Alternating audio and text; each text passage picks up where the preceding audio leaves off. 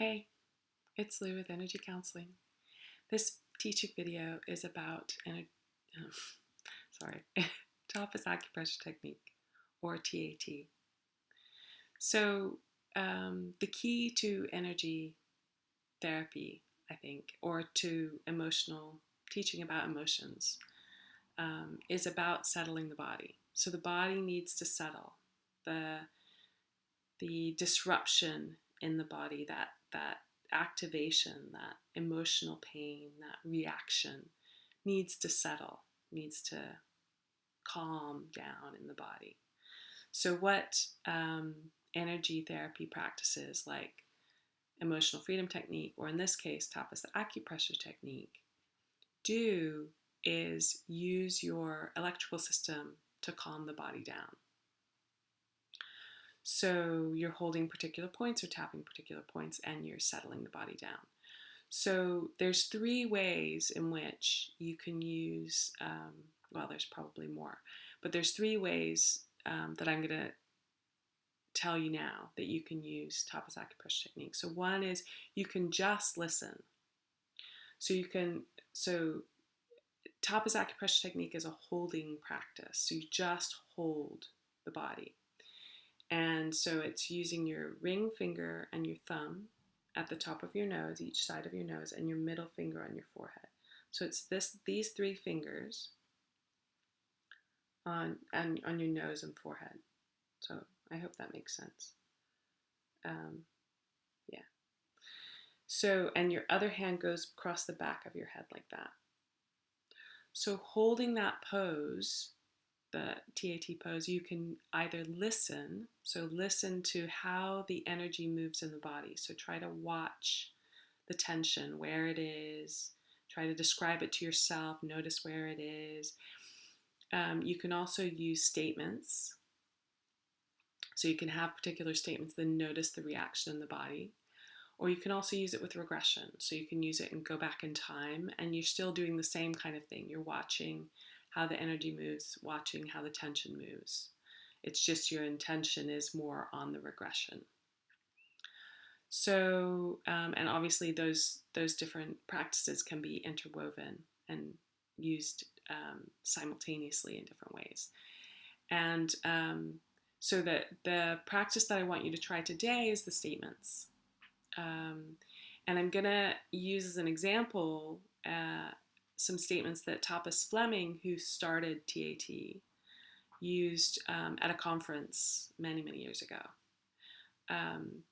So you hold the pose, and with the statements, the statement doesn't have to be true. But what's important is to notice how it activates your body and to listen and allow that to unwind.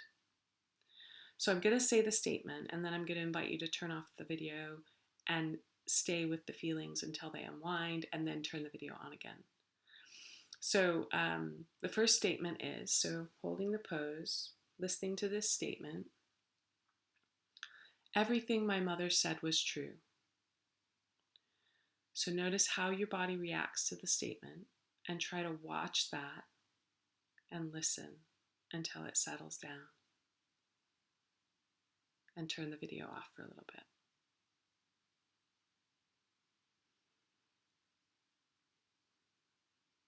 Okay, so the second, notice how you feel clear now when you think of that statement, everything my mother said was true. And now say the opposite and notice how your body responds. So everything my mother said was false. And just stay with that and notice as the body unwinds.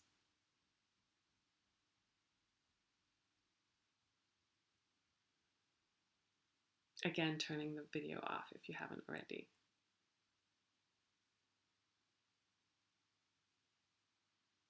Okay, so I hope you're feeling really clear, and I hope that was really helpful.